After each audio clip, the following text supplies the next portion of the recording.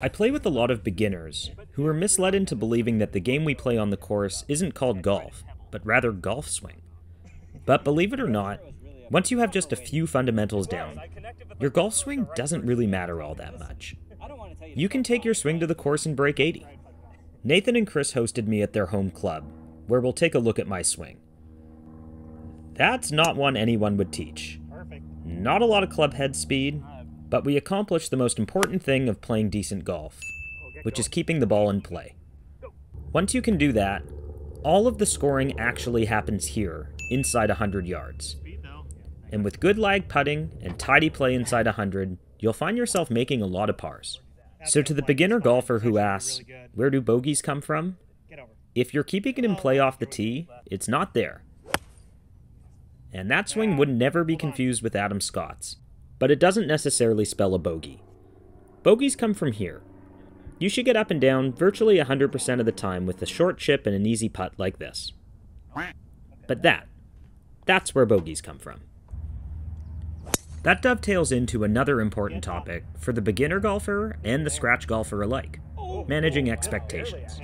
Sure, I'm not happy to miss a short putt, but I'm not going to stew about it for the next swing or the swing after.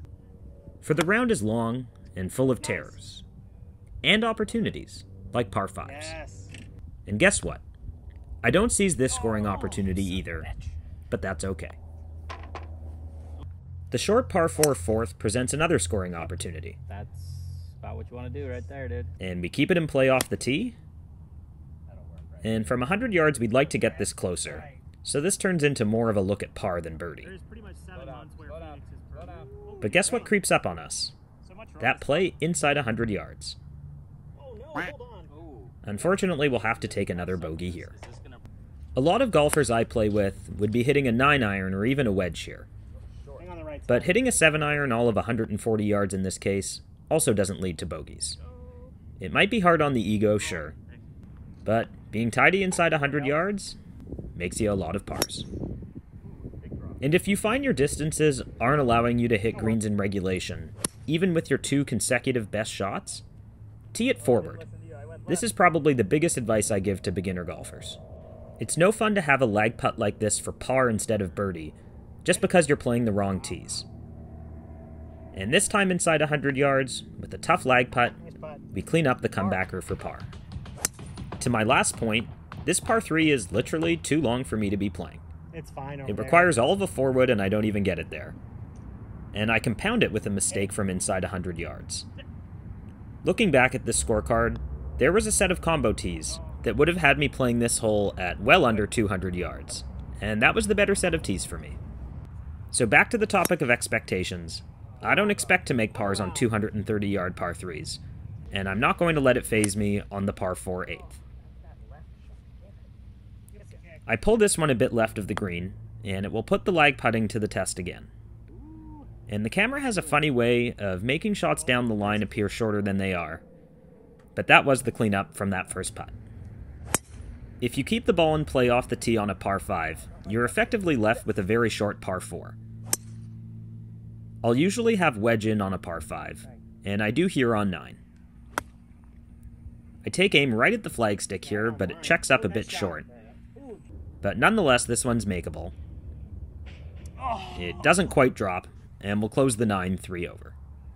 Keeping the ball in play on the front and limiting mistakes inside 100 to only a few kept the score in check, and we'll evaluate these metrics again on the back. And as we start the back, I want to give a huge thank you to all of you. The channel's getting close to 25,000 subscribers, which is something I absolutely never imagined when starting the channel just over a year ago. I hope you all stick around in 2022. I have lots more coming, and I'd love for you to tell me in the comments what you'd like to see. Was that a good distraction from this mistake inside 100 yards? I hope so. I wasn't able to clean up the comebacker, and we'll start the back with a bogey. A huge key to scoring that we haven't discussed yet is limiting the blow-up holes.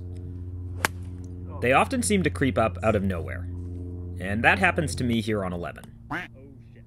Missing the green isn't all that penal, but that's a mistake inside 100 yards, and this is my first misread of the day that leaves me with about 4 or 5 feet to clean this up.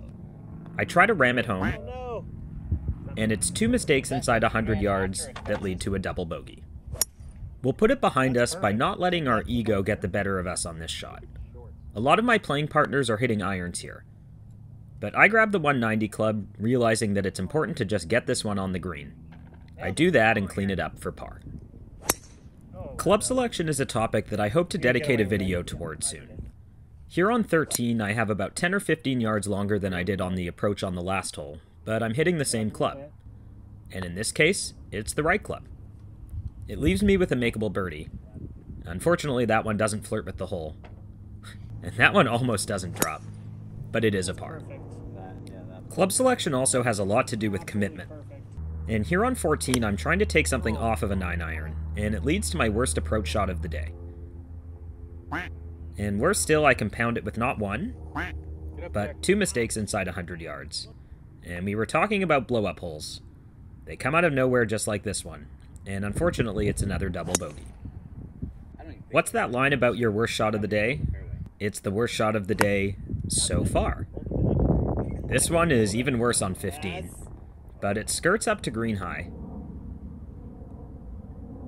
And I'm lucky enough that I almost make a birdie out of it. And it's probably a good reminder that the golf gods are fickle, and to just keep playing. The final par 5 of the day should present another good scoring opportunity, but on my second shot I suffer from a case of bad club selection. My miss with the 4-wood is left, and with the ball above my feet, I hit it really left.